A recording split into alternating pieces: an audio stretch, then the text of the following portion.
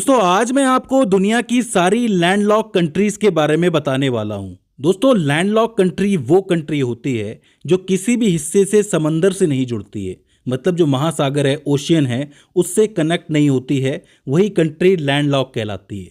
वो अंदर ही अंदर किसी जल निकाय से जुड़ सकती है, लेकिन ओवरऑल वो महासागर से नहीं जुड़ती है।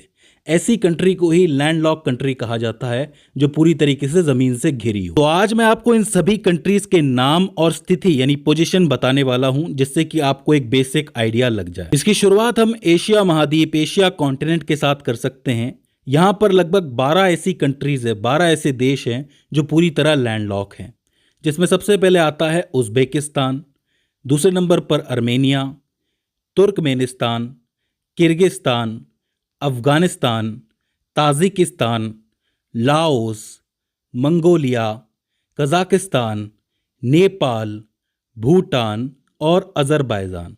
अब आप सोच रहे होंगे कि कजाकिस्तान तो ये कैस्पियन सागर से जुड़ता है, तो ये लैंडलॉक कैसे हुआ।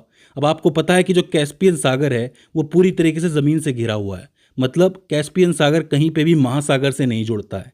यही कारण है कि इसको लैंडलॉक माना जाएगा, भले ही ये कैस्पियन सागर से जुड़ रहा है।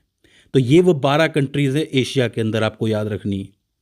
फिर चलते हैं हम अफ्रीका महाद्वीप की तरफ।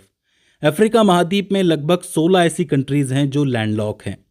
इसमें सबसे पहले आती है बोत्सवाना, फिर आती है Burkina Faso, Burundi, Central African Republic, Chad, Ethiopia, Lesotho, Malawi, Mali, Niger, Rwanda, South Sudan यानी दक्षिण सूडान, स्वाजीलैंड, युगांडा, जाम्बिया और जिम्बाब्वे।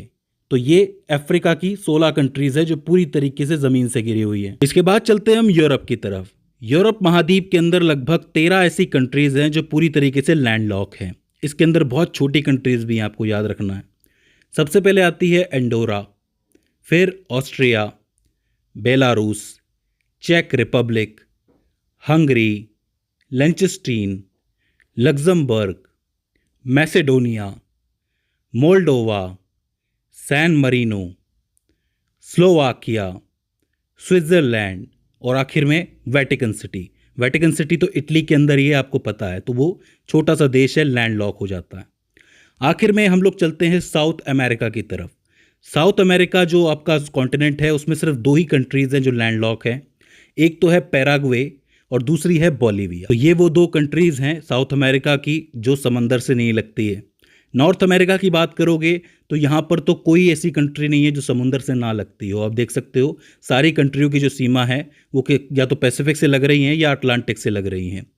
ऑस्ट्रेलिया, ओशिनिया की बात करोगे तो ये कॉन्टिनेंट अपने आप में ही एक बड़ा द्वीप है, तो ये लैंडलॉक हो ही नहीं सकता है, तो यहाँ पर भी कोई कंट्री नहीं है। तो ऐसे में दुनिया में 4 कॉन्टिनेंट्स हैं जिसमें लगभग 43 ऐसी कंट्रीज़ हैं जो सीधे सीधे समंदर से टच नहीं होती हैं, लैंडलॉक हैं।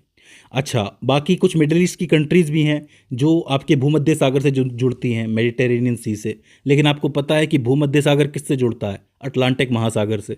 तो इनको लैंडलॉक नहीं माना जा सकता है। लैंडलॉक वही है जो किसी भी तरीके से समंदर से ना जुड़े।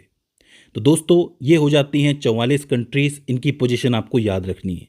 मुझे उम्मीद है कि ये छोटी सी वीडियो आपके लिए हेल्पफुल साबित रही होगी और आपने कुछ नया ज़रूर सीखा होगा। अगर इसके बाद भी इसके अंदर आपको कोई क्वेरी आती है, कोई दिक्कत आती है, तो आप हमें कमेंट सेक्शन में बता सकते हैं। तो दोस्तों आज की इस वीडियो में बस इतना ही। See you in the next one.